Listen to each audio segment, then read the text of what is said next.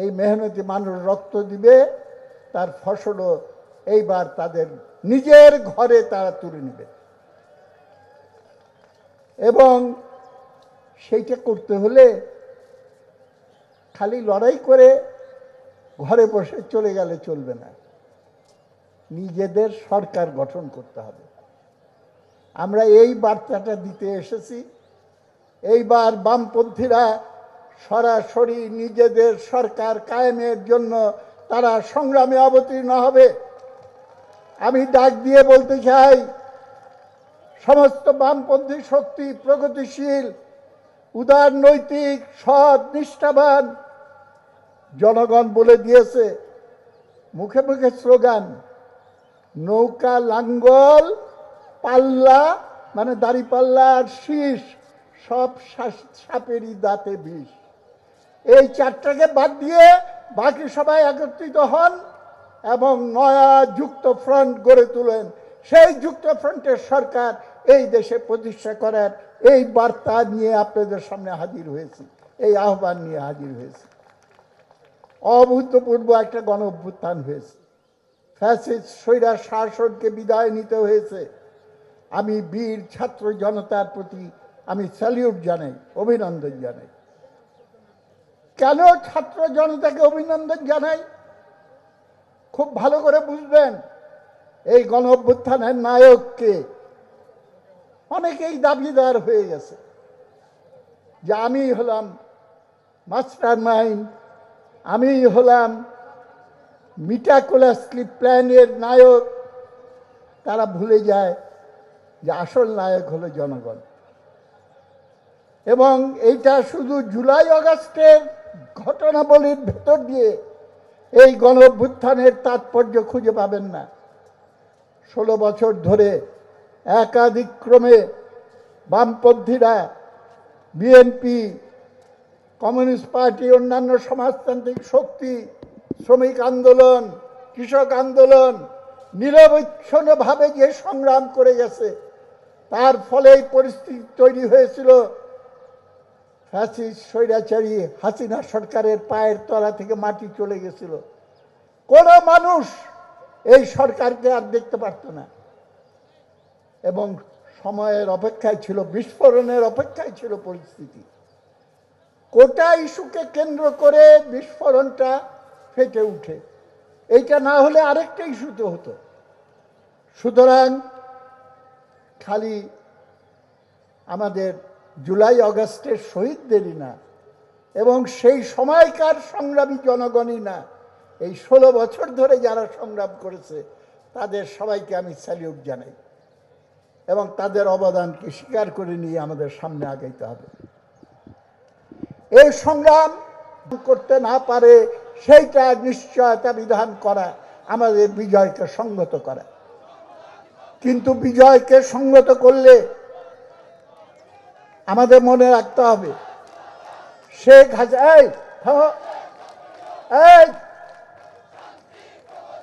থামো,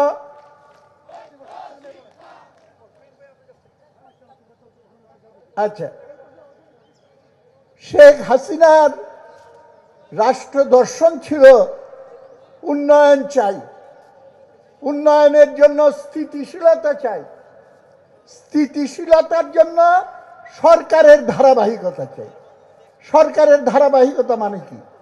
বারবার দরকার শেখ হাসিনার সরকার, এইটা বলে যেন তেন উপায়ে ভোটের নামে প্রহসন করে জনগণের সমর্থনহীনভাবে সে ক্ষমতায় অধিষ্ঠিত হয়েছিল। এবং সেই তাকে বিদায় করেছি।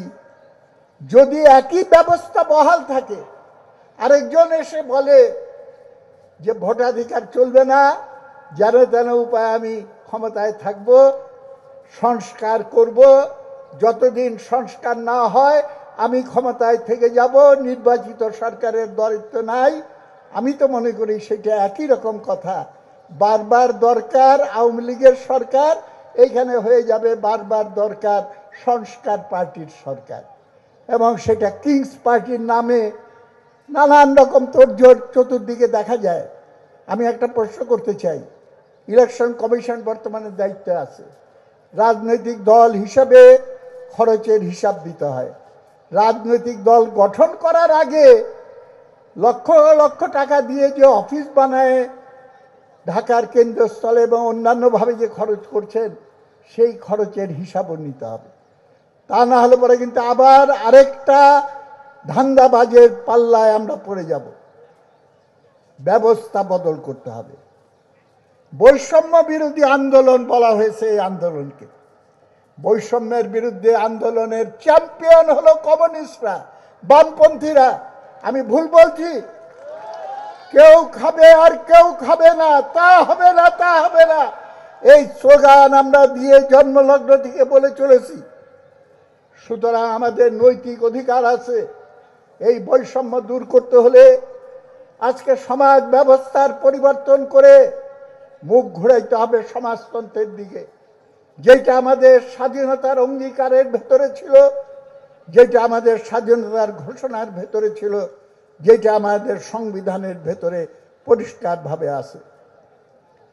জনগণের উপরে সম্ভব নির্বাচন দিয়ে জনগণের রায় সেইখানে নিয়ে আসেন।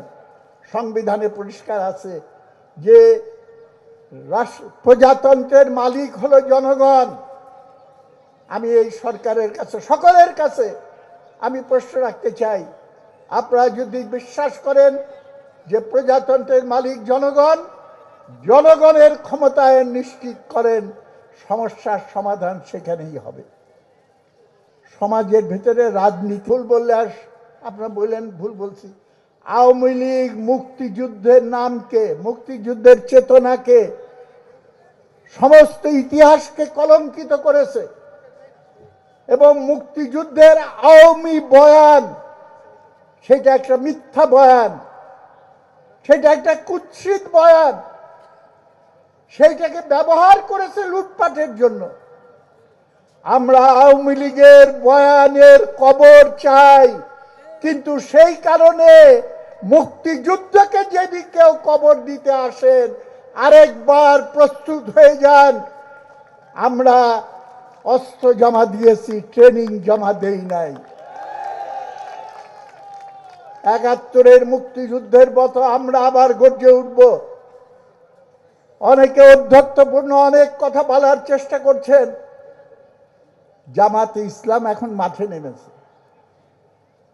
আমি তো বলি জামাতে ইসলাম 16ই ডিসেম্বর ৭১ সালে এই মাঠে যে আত্মসমর্পণের দলিল হয়েছিল, সেখানে পরিষ্কার করে লেখা ছিল আমরা পাকিস্তানের সেনাবাহিনী এবং অন্যান্য অক্সিলারি ফোর্স সহ নিঃশর্ত আত্মসমর্পণ করিলাম।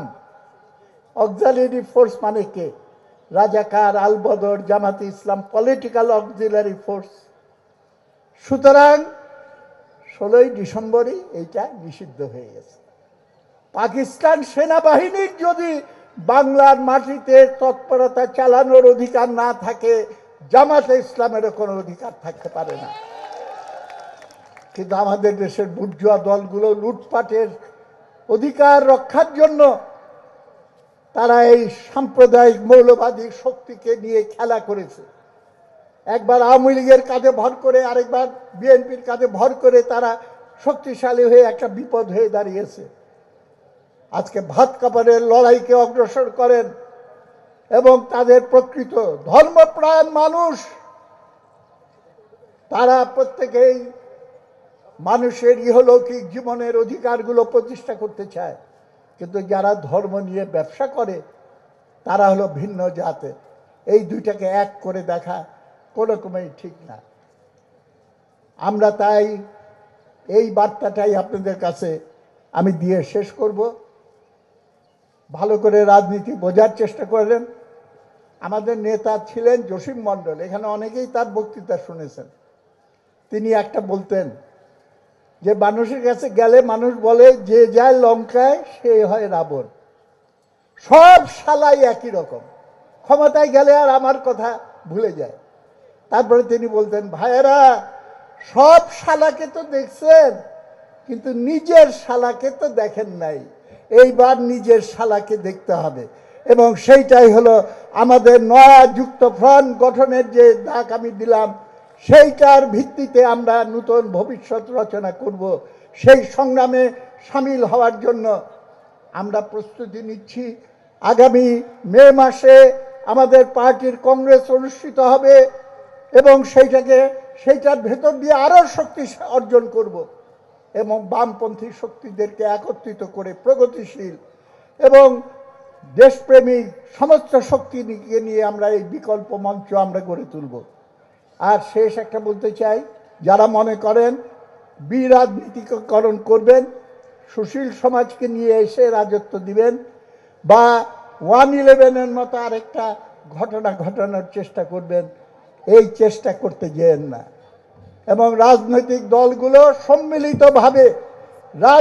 দলগুলোকে সম্মিলিতভাবে আদর্শ নির্বিশেষে এই ঘোষণা করে দাঁড়াইতে হবে যে রাজনীতির বাইরে কোনো রকম খেলা এই বাংলার মাটিতে আমরা হইতে